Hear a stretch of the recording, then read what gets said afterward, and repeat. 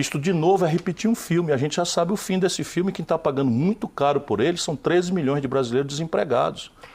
Deixa eu dar os números para ver qual é o sentido moral superior de eu estar me arriscando a ser mal compreendido. 38 milhões e 800 mil brasileiros empurrados para viver de bico no Brasil.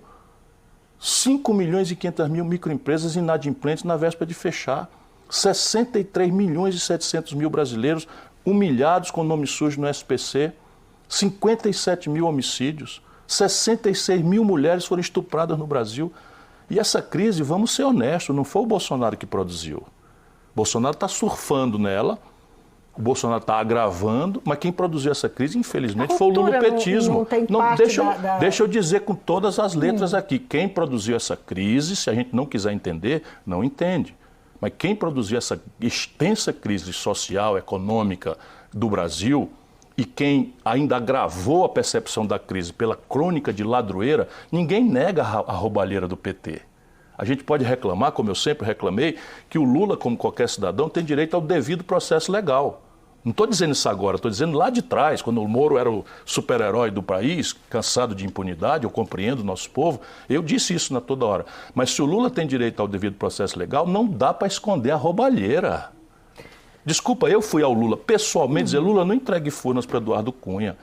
Se você entregar Furnas para Eduardo Cunha, eu, Ciro Gomes, fui dizer isso ao Lula. Ele me disse, não vou entregar. No dia seguinte, entregou. O senhor reconhece algum papel, ou o papel... Por quê? Porque a Dilma foi um governo trágico. Porque a sociedade civil brasileira, suas expressões de organização, todas estão desmoralizadas. A CUT não fala mais na porta de uma fábrica. Porque ao invés de levar dos trabalhadores para os governos a reivindicação, ficou obrigando a trazer dos governos a explicação do que não tem explicação para os trabalhadores.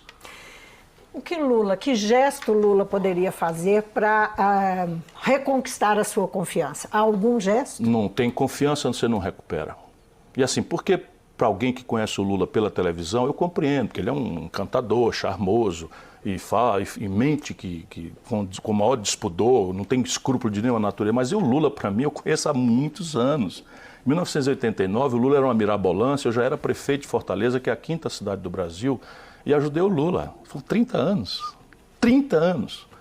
O que eu já vi do Lula mentindo, enganando, agora passou da conta, porque o preço amargo, quem está pagando é o povo brasileiro, e nós não aguentamos mais. Então o que é que o Lula quer? O Lula quer obrigar todo mundo a botar o dedo no nariz, esquecer que ele botou o Meirelles no Ministério no Banco Central, que ele botou a Dilma sem experiência política nenhuma no governo, que ele botou o Levi no Ministério da Fazenda com a Dilma, que ele entregou Furnas ao Eduardo Cunha, que ele entregou o Ministério da Integração Nacional e a vice-presidência da Caixa Econômica ao Gedel Vieira Lima, aquele que foi pilhado na Bahia com 51 milhões de reais. Então, o Lula quer que todo mundo esqueça a tragédia econômica e a tragédia da corrupção generalizada por sermos contra o Bolsonaro, engolir com casca e tudo o lulopetismo corrupto e entreguista que também aconteceu no Brasil. Tudo se resume a isso? Quer dizer, Lula e o PT se resumem eles querem isso. Eles querem isso. A esse modelo, a essa eles visão querem que o isso. senhor tem? Eles querem isso. Veja, se eu estiver errado, me corrija. Se eu estiver errado, me corrija. Como é que aconteceram as eleições de 2018? O Lula preso, inelegível pela lei da ficha limpa, sabe que tem uma popularidade grande no meio das pessoas mais pobres, especialmente no Nordeste, e eu respeito isso com muito carinho, é o mesmo povo que eu amo. O Lula, então, mente que é candidato. Não aconteceu isso não no Brasil? Será que eu estou enganado? O Lula mente que é candidato sem poder ser, faz a chapa lá no Nordeste, distribuiu no interior do Ceará, por exemplo, chapa com o Lula na véspera da eleição. O senhor é cobrado de não ter participado das eleições no segundo turno e apoiar? O bolsonarismo exacerbado, radicalizado, é um produto direto do lulopetismo corrompido. Por quê? Porque no quadro do governo Dilma se produziu a pior crise econômica da história do Brasil. São números tremendos. A Dilma toma posse, o brasileiro estava com 4% de desempregado, durante o período dela chegou a 14%. A taxa de juros simplesmente quebrou milhares, milhões de pequenos empreendedores das periferias do Brasil. A inadimplência das famílias explodiu, a inadimplência das empresas explodiu.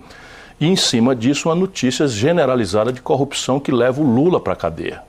Então não é pouca coisa que esmagou o povo brasileiro. Vamos tomar, por exemplo, Minas Gerais. Minas Gerais deu sucessivas vitórias ao lulopetismo. A Dilma ganhou do Aécio aqui em Minas Gerais.